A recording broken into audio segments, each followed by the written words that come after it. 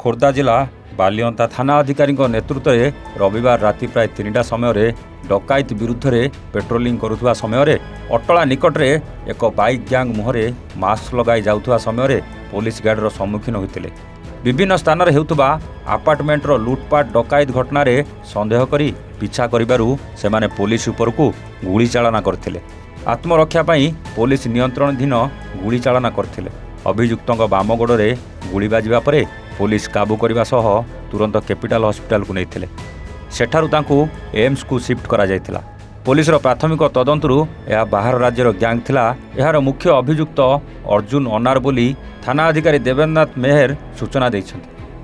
ଘଟଣାସ୍ଥଳରେ ପାହାଳ ଥାନା ଅଧିକାରୀ ଅଶ୍ୱନୀ ଜେନା ଉପସ୍ଥିତ ଅଛନ୍ତି। ସାଇଣ୍ଟିଫିକ୍ ଟିମ୍ ପହଞ୍ଚି ଅନୁସନ୍ଧାନ କରୁଥିବା ସୂଚନା ମିଳିଛି। ବାଲିପାଟଣାରୁ ଗୁରୁପ୍ରସାଦ ଦାସଙ୍କ ରିପୋର୍ଟ, A1 ଓଡ଼ିଶା।